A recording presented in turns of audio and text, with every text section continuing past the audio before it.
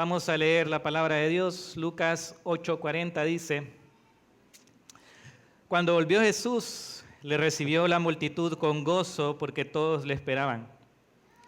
Entonces vino un varón llamado Jairo, que era principal de la sinagoga, y postrándose a los pies de Jesús, le rogaba que entrase en su casa, porque tenía una hija única, como de 12 años, que se estaba muriendo. Y mientras iba, la multitud le oprimía. Versículo 49, más adelante. Estaba hablando aún cuando vino uno de casa del principal de la sinagoga a decirle: tu hija ha muerto, no molestes más al maestro. Oyéndolo Jesús le respondió: no temas, cree solamente y serás salva.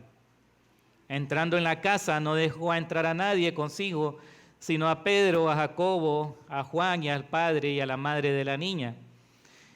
Y lloraban todos y hacían lamento por ella, pero él dijo: no lloréis, no está muerta, sino que duerme. Y se burlaban de él sabiendo que estaba muerta. Mas él, tomándola de la mano, clamó diciendo: muchacha, levántate.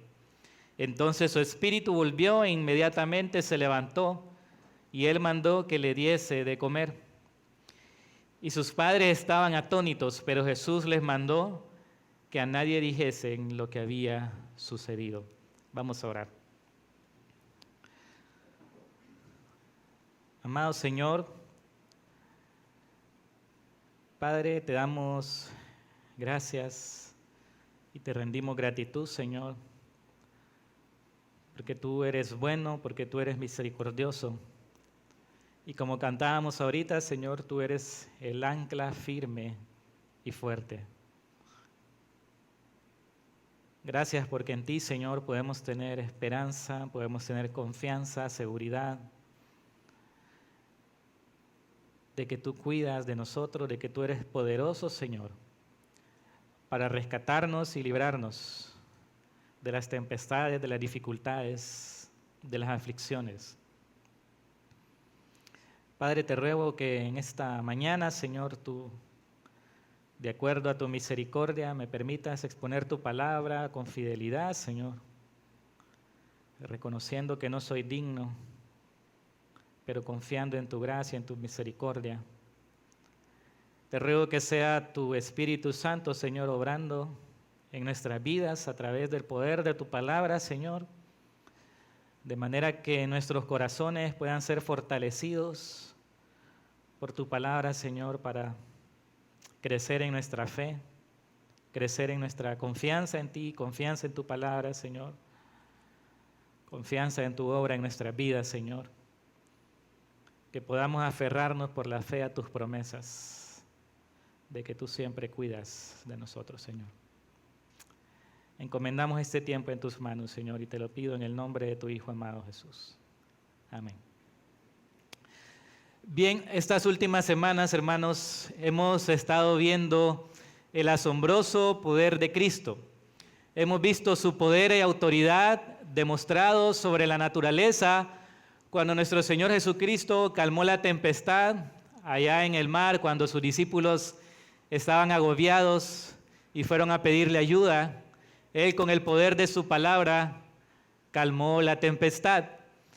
También vimos cómo el Señor tiene poder y autoridad sobre el reino de las tinieblas y Satanás cuando liberó una legión de demonios de aquel endemoniado gadareno.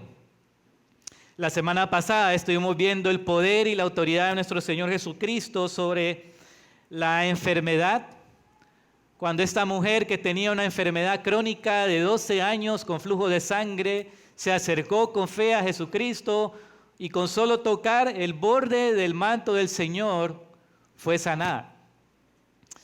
Y esta mañana, una vez más, vamos a ver una demostración del poder de Cristo nuevamente sobre la muerte. Ustedes recordarán que ya lo vimos en el capítulo 7, cuando el Señor Jesús resucitó al hijo de la viuda de Naín, y una vez más vamos a ver esta mañana cómo resucita a la hija de Jairo.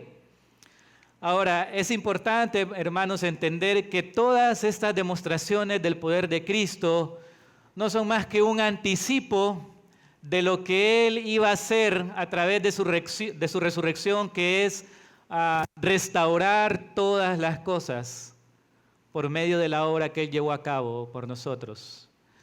Y es que, hermanos, la existencia de la humanidad, la existencia del hombre, desde la caída en pecado allá en el Edén, ha estado marcada por los desastres naturales, ha estado marcada por el sufrimiento, ha estado marcada por la enfermedad y por la muerte. Por causa del pecado, por causa de la desobediencia del hombre, vinieron todos estos males a nosotros.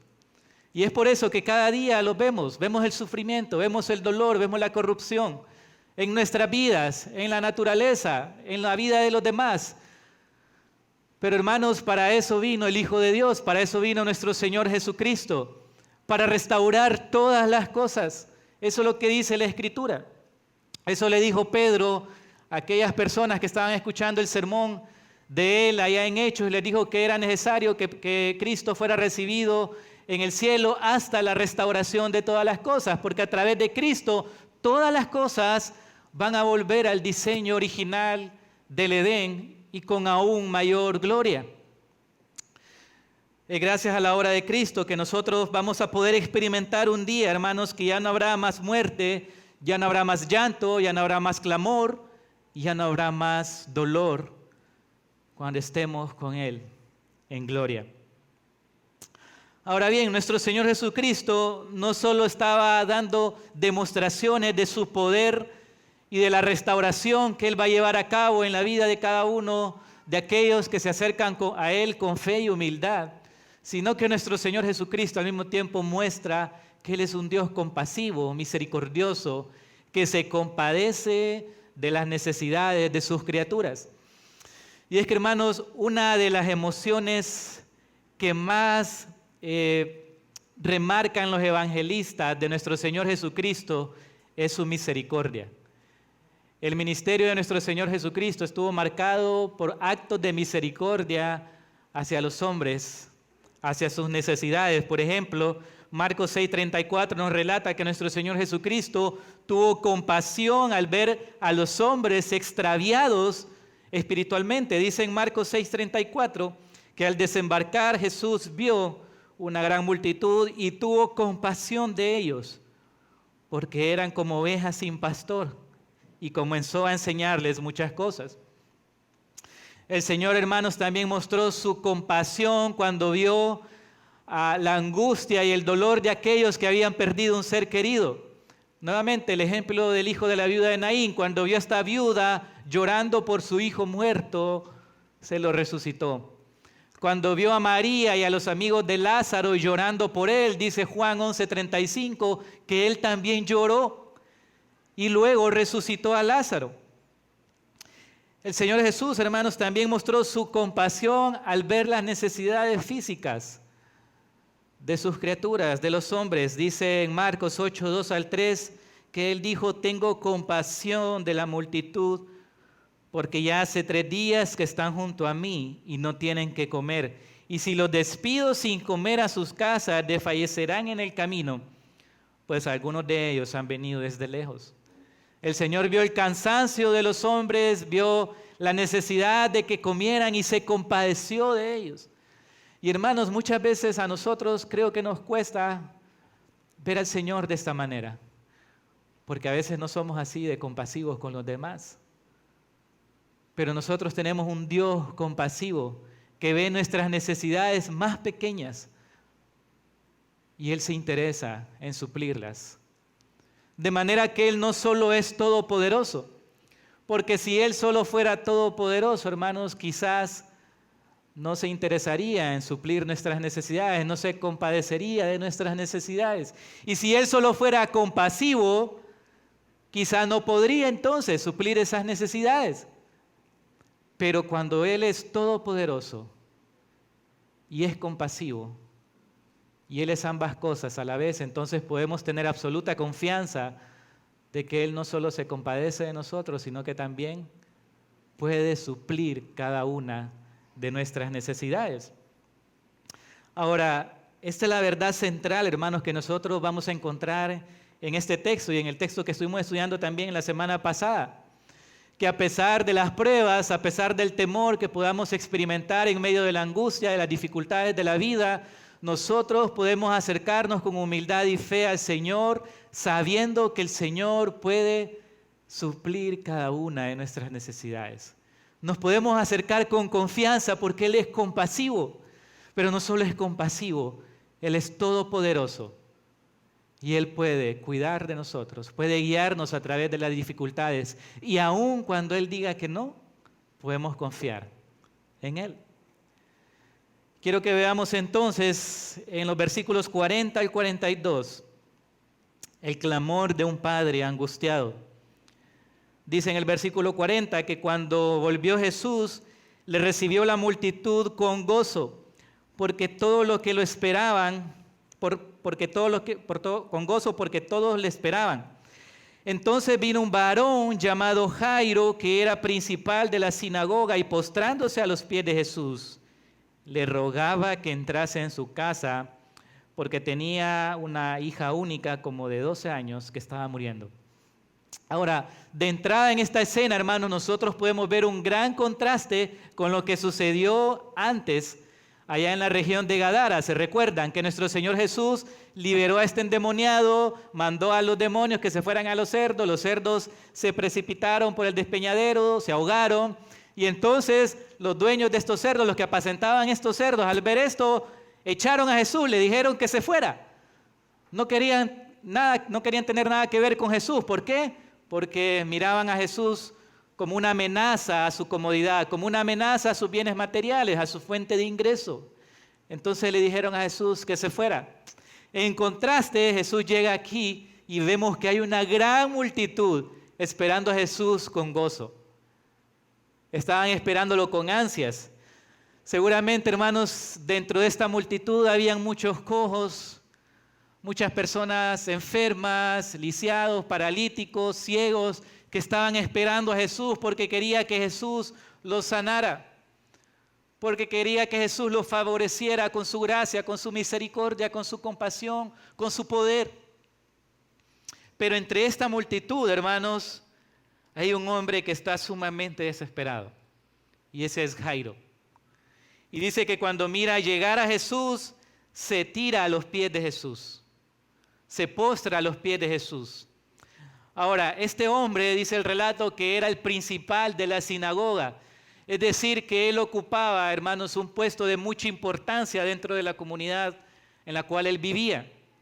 El principal de la sinagoga era el que estaba a cargo de supervisar todas las actividades que se llevaban a cabo en la sinagoga, pero también es importante notar que el grupo que estaba responsable del principal de la sinagoga eran los fariseos y los escribas. Entonces, al pertenecer a un grupo que abiertamente rechazaba a Jesús y odiaba a Jesús, realmente era algo sorprendente para ellos ver a Jairo buscando la ayuda de Jesús. Ahora, hermanos, por un lado podemos ver que la enfermedad y que la muerte llega a todo ser humano, sin importar su clase social, sin importar su posición, sus títulos, su género. La enfermedad llega, la angustia llega, el dolor llega, la muerte llega.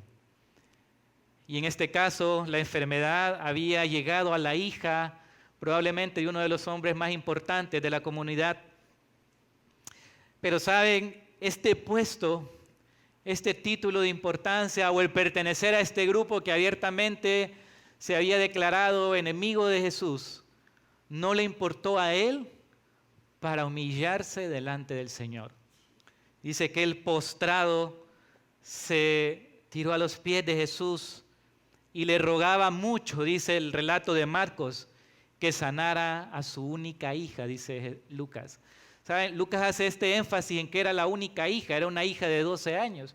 Probablemente era la única hija que había podido tener Jairo con su esposa. Y él está rogando a Jesús porque la sane. Ahora, hermanos, sabemos y estoy seguro que para los que son padres no es muy difícil ponerse en los pies de Jairo. Sí, porque cuando nosotros tenemos un niño enfermo Incluso hasta desearíamos nosotros tomar el lugar de nuestro hijo para calmar el dolor de nuestros hijos, la enfermedad de nuestros hijos y ser nosotros los que estamos enfermos mejor. Incluso cuando es una enfermedad que de pronto no es tan grave. Pero cuando vemos un niño vomitando, que no se le calma el vómito y ni con el agua la vomita, que no se le calma su diarrea, y los vemos ahí postrados, que cuando andan jugando y brincando por todos lados hasta nos desesperan y ya quisiéramos que estuvieran tranquilos, pero cuando están allí postrados y están enfermos, quisiéramos ser nosotros los que tomamos el lugar de ellos para verlos otra vez haciendo relajo. Imagínense este hombre, hermanos, que su hija está agonizando, que su hija está a punto de morir y se acerca al Señor. Ahora, ¿saben? Jairo no se acerca al Señor sin fe. Jairo se acerca a Jesús confiando en que Jesús se la puede sanar. Y esto lo sabemos por el relato nuevamente paralelo de Marcos, porque dice en Marcos 5:23 que le rogaba mucho diciendo: mi hija está agonizando, ven y pon las manos sobre ella para que sea salva y vivirá. Seguramente Jairo había presenciado algunos de los milagros de Jesús en la sinagoga o había visto a Jesús hacer milagros en otro lugar. Y él se acerca a Jesús y él confiaba de que solo con que Jesús pusiera la mano sobre su hija iba a sanar. Él tenía fe. Él confiaba en lo que el Señor podía hacer. Ahora, el asunto es que Jesús comienza entonces a dirigirse a la casa de Jairo, pero su avance es lento. Ustedes recordarán, la semana pasada vimos que la multitud lo apretaba. Ahí en el versículo 43 en adelante. La multitud estaba retrasando el avance de Jesús, a la casa de Jairo. Y no solo eso, que viene esta mujer con el flujo de sangre, se acerca a Jesús, lo toca y hermanos, Jesús se detiene. Pensemos en Jairo, hermanos, que está con su hija agonizando. Es una petición urgente. Él está desesperado. Y el Señor no solo avanza lento, sino que aparte de eso, se detiene para atender a esta mujer desconocida. Seguramente hasta los discípulos estaban irritados ya con el Señor y por eso le preguntan, le dicen, cuando Jesús les pregunta a quién me tocó, le responden así: Señor, aquí tanta gente está diciendo quién te tocó. Pero el Señor se detiene a atender a esta mujer. ¿Se imaginan que nosotros vayamos a un hospital con un hijo grave y nos salga ahí el doctor que nos esperemos que primero va a atender a otro que tal vez solo tiene gripe o tos ahí? ¿Cómo nos vamos a sentir? Más desesperados, más agobiados, incluso tal vez hasta enojados. ¿Cómo se debe haber sentido Jairo? Señor, lo mío es más urgente. Esa mujer puede esperar. Atiéndeme. Y es que a veces, hermanos, nosotros queremos que las cosas sucedan en nuestro tiempo. Y aunque era una circunstancia desesperante, el Señor estaba en control absoluto de todo. El Señor sabía que Él iba a sanar a esta niña, incluso que la iba a resucitar una vez muerta. Y justo en ese momento entonces, cuando Jesús está platicando con esta mujer desconocida, dice en el versículo 49, que estaba hablando aún cuando vino uno de casa del principal de la sinagoga a decirle: tu hija ha muerto, no molestes más al maestro. El aparente retraso de Jesús entonces había demostrado ser fatal. Desde una perspectiva humana, hermanos, ya no había nada más que hacer, ¿no? Por eso el mensajero le dice a Jairo: ya no molestes más al maestro. El mensajero no conocía a Jesús o no creía que Jesús pudiera resucitar a esta niña. Ya no hay nada más que hacer.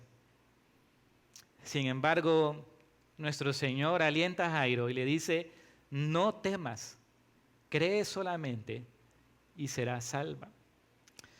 Ahora, hermanos, Jairo confiaba en que Jesús podía sanar a su niña. Pero ante la realidad consumada de que su hija había muerto, ahora él se había llenado de temor. Su fe se había mezclado con temor. Y Jesús le dice, no temas. Ahí la forma gramatical es, no estés temiendo, Jairo. Solo cree. Sin duda alguna, hermanos, esta escena nos revela cuál debe ser nuestra respuesta cuando viene el temor a nuestras vidas, porque el temor viene. Las aflicciones vienen, la angustia viene. El temor va a venir cuando nos hallemos en una situación desesperada, cuando vemos que no tenemos el control, cuando ya no hayamos qué hacer. Nuevamente, pensando en nuestros hijos, cuando ya le hemos dado de todo, ¿verdad? Y nada funciona. ¿Qué es lo que debemos hacer en estos momentos? ¿Cómo debemos responder? Jesús le dice, no temas, solamente cree. El temor va a venir, la angustia va a venir, pero ese temor debe ser erradicado de nuestras vidas por la confianza en la palabra del Señor. El salmista decía en Salmo 34:4, busqué a Jehová y Él me oyó y me libró de todos mis temores. En el 56:3 dice, en el día que temo, yo en ti confío. Y miren el Salmo 119:28. Se deshace mi alma de ansiedad, susténtame según tu palabra. A mí me encantan los salmos, hermanos, porque vemos a los salmistas expresando sus sentimientos, expresando sus emociones, pero al mismo tiempo los vemos queriendo someter estas emociones, sus circunstancias, a la palabra del Señor, a las promesas del Señor. Y aquí vemos el papel tan importante, hermanos, que juega la palabra de Dios, las promesas de Dios en nuestra vida, cuando nosotros las creemos, si las creemos por la fe. Por eso es que necesitamos pasar tiempo en la palabra del Señor y aferrarnos a las promesas que nosotros encontramos aquí. Creer lo que el Señor dice en su palabra y aferrarnos a ellas. Porque si no creemos las promesas, si ni siquiera sabemos las promesas que Dios tiene para nosotros, hermanos, entonces vamos a vivir dominados por la ansiedad, dominados por la angustia, dominados por el temor. No vamos a encontrar alivio ni descanso para nuestras almas, porque no conocemos las preciosas promesas que tenemos en la palabra de Dios. Hay una historia que me recordó esta escena aquí, y es la del pastor luterano llamado Richard Wurmbrand, que entre 1948 y 1964 fue arrestado 2 veces. Y en total él pasó 14 años en prisión, hermanos. Él fue arrestado por el régimen comunista rumano, que era anticristiano. Y lo arrestaron y lo torturaban para que él pudiera dar los nombres de otros líderes, los nombres de otros creyentes. Y la mayor parte de esos 14 años él pasó en aislamiento en la cárcel. Pero saben, él hizo algo que me impresionó bastante, y fue que él memorizó 366 versículos. 366 versículos para sostenerse en medio del sufrimiento y la tortura. Memorizó, dice él, 366 versículos, incluso para los años bisiestos, un versículo para cada día del año.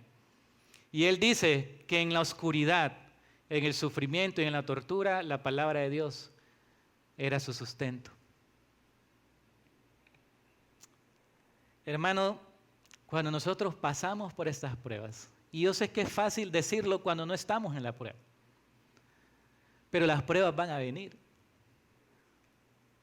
porque el Señor va a probar nuestra fe, porque necesita formar nuestro carácter a la imagen de Cristo. Pero cuando estamos en medio de las pruebas, podemos tener garantía segura de que la palabra de Dios es la que nos va a sostener, que la palabra de Dios es la que nos va a dar paz y tranquilidad en medio de nuestra angustia. Este hombre se había llenado de temor a saber cuántos pensamientos estaban pasando en ese momento Seguramente estaba pensando, el Señor se tardó. Pero Jesús le dice, no temas. Confía, cree. El profeta Isaías dice en Isaías 26, 3, 4, tú guardarás en completa paz a aquel cuyo pensamiento en ti persevera porque en ti ha confiado. Confiad en Jehová perpetuamente porque en Jehová el Señor está la fortaleza de los siglos. Miren lo que dice, tú guardarás en completa paz a aquel cuyo pensamiento, porque en estos momentos vienen toda clase de pensamientos a nuestra vida. Pero la pregunta es, ¿a qué pensamientos vamos a obedecer? ¿De qué pensamientos nos vamos a guiar? Si perseveramos en pensar en el Señor, en su palabra, en sus promesas, tenemos garantía de que Él nos va a dar paz, que Él nos va a guardar, que Él nos va a ayudar, que Él va a estar con nosotros a través de las dificultades. Aún, hermanos, cuando la respuesta es no. Aún cuando Él dice que no. Aún cuando Él dice que esperemos. Solo la palabra de Dios nos va a sustentar. Ahora, finalmente Jesús llega a la casa de Jairo. Dice en el versículo 51 que entrando en la casa, no dejó entrar a nadie consigo, sino a Pedro, a Jacobo y a Juan y al padre y a la madre de la niña. Y lloraban todos y hacían lamentación por ella. Ahora, hermanos, a diferencia de los funerales hoy en día, que generalmente son silenciosos y tal vez lo que escuchamos son los llantos de familiares cercanos, los funerales en los tiempos de Jesús eran completamente diferentes. En ese entonces había plañideras profesionales. Estas plañideras eran mujeres contratadas por la familia para ir a hacer llanto y lamento cuando alguien moría. A eso se dedicaban. Incluso tocaban flautas, y habían instrumentos ahí todo. El relato de Lucas dice que habían flautistas también. Y claro, tratándose de un hombre tan importante, seguramente habían muchos más. Ahora, según la cultura de ellos, hermanos, esto era algo normal, pues no había nada de malo en sí el estar haciendo esto, pero ante una nueva realidad que Jesús iba a enseñar, ellos debían comprender que no había razón para lamentarse. Jesús les dice, no lloréis, no está muerta, sino que duerme. Ahora, ¿qué estaba diciendo Jesús con que no había muerto, sino que solo estaba dormida? Bueno, por un lado, hermanos, Jesús siempre decía esto cuando Él iba a resucitar a alguien. Cuando Él resucitó a Lázaro en Juan 11:11, Él le dice a sus discípulos, nuestro amigo Lázaro duerme, mas voy para despertarle. Y es que, hermanos, la muerte, lo que Jesús estaba enfatizando es que la muerte solo es una condición temporal en la vida del creyente. Jesús venció la muerte. Jesús resucitó victorioso. Y gracias a la victoria de Cristo sobre la muerte, entonces nosotros podemos tener esperanza. Por eso el apóstol Pablo le dice allá a los tesalonicenses, no queremos, hermanos, que ignoréis acerca de los que duermen, para que no se entristezcan como los que no tienen esperanza. Lo dice de Esteban también en Hechos 7, 59, 60. Y apedreaban a Esteban mientras él invocaba, decía, Señor Jesús, recibe mi espíritu. Y habiendo dicho esto, durmió. Hermanos, si es que esta es la esperanza que nosotros tenemos por medio de nuestro Señor Jesucristo, que aunque la muerte es una realidad aún, que muchos vamos a experimentar, que todos vamos a experimentar si el Señor no ha venido, podemos tener una gran esperanza, que solo es algo temporal, que vamos a estar con el Señor y que un día vamos a resucitar con Él en gloria, para estar con Él para siempre. Esta es nuestra esperanza. Por eso Pablo le dice a los creyentes, no quiero que se entristezcan como los que no tienen esperanza. Es decir, sí nos vamos a entristecer, por supuesto, la separación de un familiar amado duele, pero hay esperanza, hay paz. Hace un par de semanas fui a ver a un tío que tenía mucho tiempo de no verlo y estaba agonizando. Y en lo que pude compartir con él y le pregunté si ya había recibido al Señor y él me contestó que sí. Me llené de mucho gozo, no solo por lo que él había confesado, sino por verlo cuando él me lo dijo. Pude ver su paz, pude ver su tranquilidad aún en medio del dolor que estaba experimentando por la enfermedad. Y esta semana que murió, pudimos ver también en el velorio cómo la familia estaba fortalecida, su esposa, sus hijas estaban fortalecidas, porque sabían que él iba a estar con el Señor.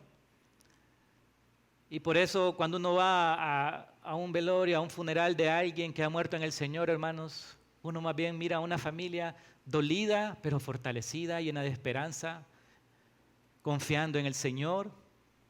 Se canta al Señor, se estudia la palabra del Señor, porque sabemos que esto solo es temporal. Pablo dice en 1 Corintios 15, 54 y 55, sorbida es la muerte en victoria. ¿Dónde está, oh muerte, tu aguijón? ¿Dónde está, oh sepulcro, tu victoria? Hermanos, nosotros ya no tenemos que tener temor a la muerte, porque sabemos que vamos a estar con el Señor y que un día Él nos va a resucitar. Que un día vamos a estar con Él. Ahora dice que estas personas se burlaban de Él. La palabra que se burlaban era como que se estaban riendo en la cara de Jesús, por lo que Jesús les acababa de decir. Jesús les estaba enseñando que ya no había razón para lamentarse de esa manera, y mucho menos de la manera que lo hacían ellos, ¿no? Que era de una manera insincera, porque solo lo hacían como un trabajo, nada más. Entonces dice Jesús que en el relato paralelo de Marcos, dice que lo sacó, mas él echándolos fuera a todos, tomó al padre y a la madre de la niña y los que estaban con él y entró donde estaba la niña. Él los sacó de la casa. Les dijo, se terminó el lamento, se terminó el funeral. Y dice en el versículo 54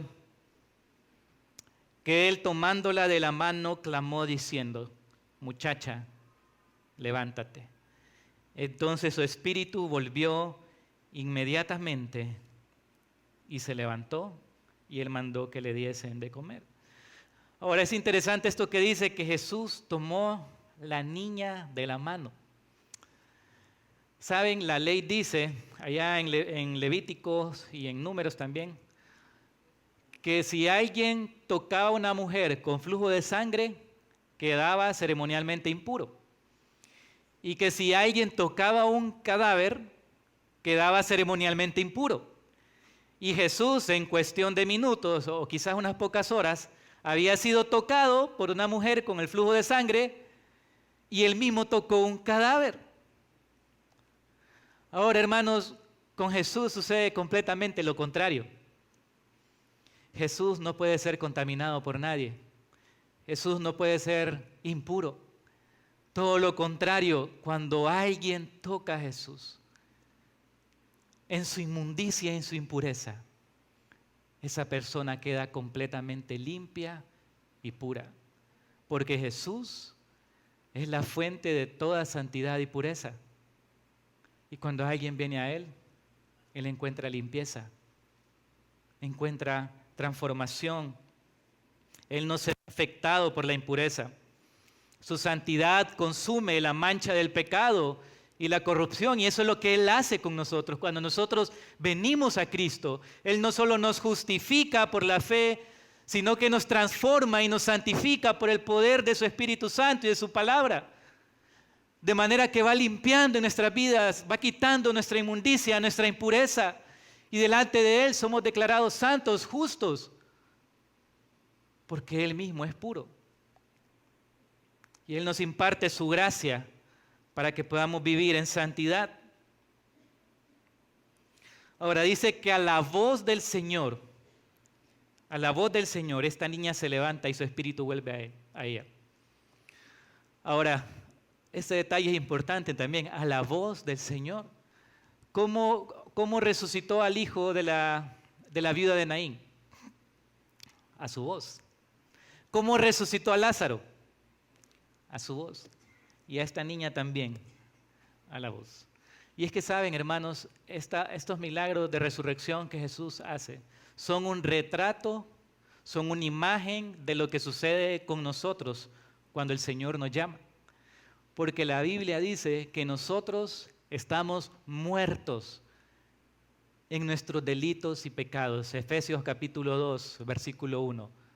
Estamos muertos en delitos y pecados. Todo ser humano nace espiritualmente muerto. Nacemos separados de Dios, nacemos ajenos a la vida de Dios y no hay nada en nosotros que nos haga responder a Dios a no ser que Él nos llame. Este es el llamado que Él lleva a cabo, que menciona allá Pablo en el capítulo 8 de Romanos, que Él nos llama. Es el llamamiento eficaz, por su gracia irresistible. Escuchamos la voz del Señor. Y esto nos muestra, hermanos, que nosotros no contribuimos absolutamente con nada en nuestra salvación. Lo único que aportamos a ella es nuestra miseria, nuestro pecado. Porque ¿qué muerto está esperando que lo llamen? ¿Ustedes creen que esta niña estaba esperando que Jesús fuera a resucitarla? No. Lázaro tampoco. El hijo de la viuda tampoco. Pero simplemente escucharon la voz del Señor. Y eso es lo que sucede con todo aquel que ha nacido de nuevo, con todo aquel que ha confiado en el Señor, ha escuchado la voz del Señor. Por eso el Señor dice, mis ovejas oyen mi voz.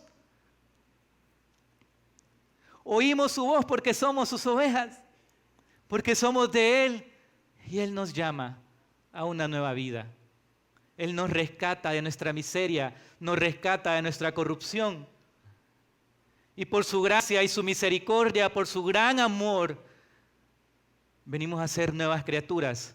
De estar muertos espiritualmente, ahora tenemos vida. Por eso Él mismo dijo en Juan capítulo 5, versículo 24, de cierto les digo, el que oye mi palabra y crea al que me envió tiene vida eterna y no vendrá a condenación, mas ha pasado de muerte a vida. Todos los creyentes, hermanos, hemos pasado de muerte a vida. Estamos vivos en Cristo. Estamos vivos para Él. Ahora, y saben, esto me recordó también cómo va a ser la venida del Señor. ¿Qué va a suceder cuando el Señor venga por nosotros, por su iglesia? Primera de Tesalonicenses 4:16 dice, porque el Señor mismo con voz de mando, con voz de arcángel y con trompeta de Dios, descenderá del cielo. ¿Y qué va a suceder? Y los muertos en Cristo resucitarán primero.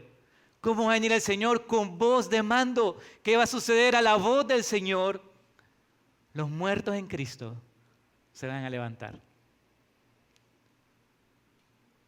Y los que no hayan partido con el Señor cuando Él venga, van a ser transformados, van a ser arrebatados y van a ser transformados. Ahora, hermanos, Jesús nos muestra una vez más cómo Él tiene un sumo cuidado de nosotros. Nos muestra su compasión. Él manda que le den de comer a la niña. ¿Saben? Los padres estaban atónitos, es decir, estaban fuera de sí, lo que significa estar atónito, cuando vieron la resurrección de la niña. ¿Quién no? Pero Jesús le dice, denle de comer a la niña. Seguramente ya tenía días sin comer algo. Cuando alguien tiene una enfermedad grave, ya en sus últimos días ya no come. Pero Jesús pide que la alimenten. Por otro lado, vemos que esto es algo instantáneo. Los milagros que llevó Jesús a cabo siempre fueron instantáneos, hermanos, no fueron progresivos. Cuando Jesús habló, las personas se levantaron. Cuando Jesús sanó un cojo, el cojo comenzó a caminar en el mismo instante. Cuando Jesús sanó un paralítico, en el mismo instante comenzó a caminar. Los milagros que el Señor llevaba a cabo no eran progresivos, como algunos dicen hoy en día. El único que fue en 2 etapas fue cuando sanó a aquel ciego, pero lo que quería hacer el Señor era ilustrarle su condición a los discípulos. Pero de ahí cada milagro que llevó a cabo el Señor fue instantáneo. Esta niña se levantó. Ahora, finalmente dice que Él manda a los padres a que no cuenten lo sucedido. Ahora, esto seguramente, hermanos, tiene que ver con dos razones. ¿Por qué? Porque ustedes recordarán qué sucedió con el endemoniado gadareno. Jesús le dijo que fuera a contarles a todos cuán grandes cosas Él había hecho por él. Pero ¿por qué a esta familia le dice que no diga nada? Bueno, tenemos que entender por un lado el contexto, ¿no? El endemoniado gadareno estaba en una región sumamente gentil. Jesús lo habían echado de ahí, entonces él tenía una misión en este lugar: predicar el evangelio, lo que Cristo había hecho por él. Ahora, pero aquí Jesús está en un contexto judío, en una región judía. Y por un lado, hermanos, creo que esto tiene que ver con sus enemigos. Ya los fariseos habían demostrado abiertamente ser sus enemigos. Y seguramente Jesús no quería escandalizar a sus enemigos, porque él tenía mucho ministerio por delante. ¿Y por qué les digo que no los quería escandalizar? Porque ¿cuándo fue que los fariseos, los saduceos, todos los líderes religiosos de Israel determinaron matar a Jesús? Cuando resucitó a Lázaro, en Juan capítulo 11. Cuando vieron que resucitó a Lázaro, ese día determinaron matar al Señor. Y más adelante en Juan 12 dice que no solo determinaron matar al Señor, sino que querían matar a Lázaro también. Entonces, seguramente por un lado Jesús no quería escandalizar a estos hombres. Pero por otro lado, hermanos, tiene que ver con la prioridad del ministerio de Cristo. Y es que, como hemos visto, aunque el ministerio de Jesús estuvo marcado por actos de misericordia y de compasión hacia las necesidades de los demás, al que venía enfermo lo sanaba, a los ciegos les devolvía la vista, a los cojos los sanaba, liberaba a endemoniados, pero la prioridad principal en el ministerio de Cristo era la predicación del Evangelio de Dios. Y Él no quería seguramente que las personas vinieran a Él solo porque Él los podía sanar, solo porque Él les podía dar de comer. De hecho, en Juan capítulo 6, eso es lo que les dice. Cuando la multitud cruza el mar para verlo y buscarlo, y Él les dice: ustedes me siguen porque les di de comer. Pero Jesús, ¿qué quería? Que lo siguieran por quién era Él. Jesús les dice: yo soy el pan que descendió del cielo. Él no quería que lo siguieran por los milagros, crear sensacionalismo en las personas. Por supuesto, todo esto era parte de la misión del ministerio de Cristo, estaba profetizado. Pero hermanos, los milagros en sí no salvan a nadie. Ver algo sobrenatural, hermanos, no salva a nadie. Y esto quedó demostrado en la parábola o el relato del rico y Lázaro. Ustedes recuerdan esta historia, ¿no? Que el rico está allá en tormento y Lázaro está en el seno de Abraham y mira a Abraham y le dice: Señor, Padre Abraham, manda a Lázaro donde mis hermanos para que no vengan aquí a este lugar de tormento. Tengo 5 hermanos y no quiero que vengan a este lugar de tormento. ¿Y qué le responde Abraham? A Moisés y a los profetas tienen a la palabra. Entonces le dice el rico: no, padre Abraham, sino que si ven a uno que se levanta entre los muertos, se van a persuadir. ¿Y qué le dice Abraham? Si no escuchan a Moisés y a los profetas, aunque vean a uno que se levante de los muertos, no se van a persuadir. Porque es únicamente a través del poder de la palabra de Dios que el Señor hace renacer a una persona. Eso es lo que dice el apóstol Pedro, porque hemos sido renacidos por la palabra. Es la palabra de Dios la que tiene el poder para que una persona nazca de nuevo por la obra del Espíritu Santo. Y esa debe ser nuestra prioridad. Por eso el apóstol Pablo dijo en 1 Corintios 1:21, agradó a Dios salvar a los creyentes por la locura de la predicación. Ven, hermanos, ¿por qué es tan importante que nosotros hablemos la palabra de Dios a los nuestros, a aquellos que no conocen al Señor? Porque es a través, dice Pablo, de la locura de la predicación que Dios ha determinado salvar a los hombres. Y dice más adelante, ¿cuál es esta predicación? Versículo 22, porque los judíos piden señales, los griegos buscan sabiduría, pero nosotros predicamos a Cristo y a este crucificado. Y ese debe ser nuestro mensaje. Esa debe ser nuestra prioridad. Por supuesto que vamos a mostrar misericordia, necesitamos hacerlo. Necesitamos seguir el ejemplo de nuestro Señor Jesucristo, ser compasivos como nuestro Señor Jesucristo fue compasivo con los demás. Pero esa compasión siempre debe ir acompañada de la palabra del Señor. Y esta era su prioridad. Como conclusión, hermanos, aunque estos dos relatos tienen milagros diferentes, realmente tienen muchos paralelos. Por un lado tenemos dos mujeres en extrema angustia. Una que tenía 12 años de padecer una enfermedad crónica y otra que tenía 12 años. Y esto concuerda con el interés de Lucas en mostrar cómo Jesús cuida también de las mujeres. Por otro lado, estos dos relatos, hermanos, enfatizan el papel vital que tiene la fe para que nosotros podamos acudir al Señor y confiar en Él, en su obra y en que Él nos va a librar de nuestras dificultades. Hermanos, si no acudimos a Jesús con fe, no esperemos recibir nada del Señor. Eso es lo que dice Santiago. Aquí vemos a una mujer que tuvo fe, que se acercó al Señor y dijo, con solo que toque el borde de su manto. Y vemos a Jairo que se acercó a Jesús y dijo, solo con que pongas tu mano sobre ella, vivirá. Y finalmente vemos el poder y la compasión del Señor. No solo se compadece de nuestras necesidades, sino que también las suple. Y Él cuida de nosotros. Ahora, hermanos, yo sé que es muy fácil decir, confía en el Señor cuando uno no está pasando por pruebas.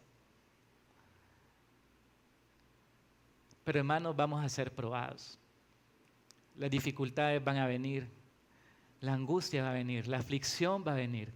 Aquellas situaciones donde no hay nada que nosotros podamos hacer para controlarla, van a venir. Pero lo cierto es que en medio de esas dificultades, aunque venga el temor, aunque venga la angustia a nuestras vidas y venga la aflicción, en medio de eso, nosotros tenemos que confiar en la palabra del Señor. Si no nos aferramos a la palabra del Señor, hermanos, vamos a vivir controlados por el temor, por la angustia, por el dolor. ¿Por qué nos turbamos? ¿Por qué nos abatimos tantas veces? Es por nuestra falta de fe. Es por nuestra falta de fe. Pero debemos acercarnos al Señor con fe. Confiar, por un lado, en su poder. Saben, yo le puedo prometer a mi hijo que le voy a suplir cierta necesidad tal día. Y mi hijo lo cree, porque debemos ser como niños, debemos creer, él cree lo que yo le digo.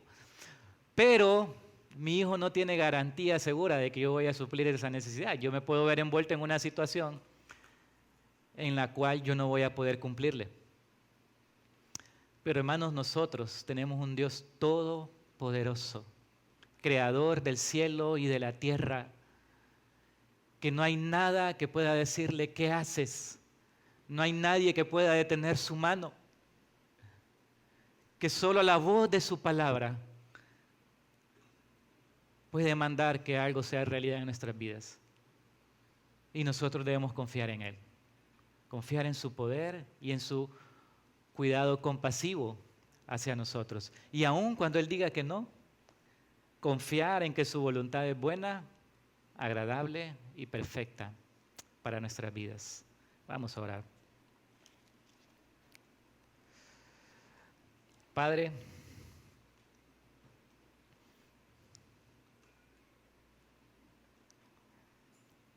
Señor, rogamos tu gracia en nuestras vidas, tu misericordia, Señor. Ayúdanos a vivir por fe, no poniendo la mirada en las cosas que se ven, Señor, sino en lo eterno, en las cosas que no se ven, Padre.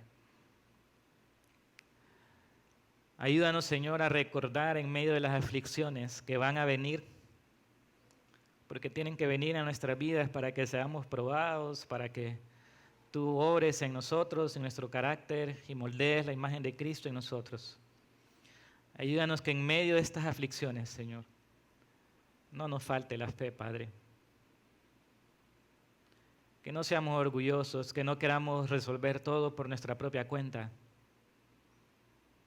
Que aprendamos a depender de ti, Señor.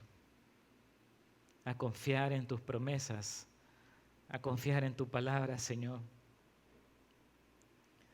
Te ruego que si hay alguien aquí, Señor, que en este momento está atravesando dificultades, dolor, angustia, así como alentaste a Jairo, Señor, tú puedas alentarle con tu palabra, que pueda recordar que no hay razón para temer, que tú estás con él, con ella, que tú eres compasivo, misericordioso y eres todopoderoso. Ayúdanos, Señor, a recordar tus promesas.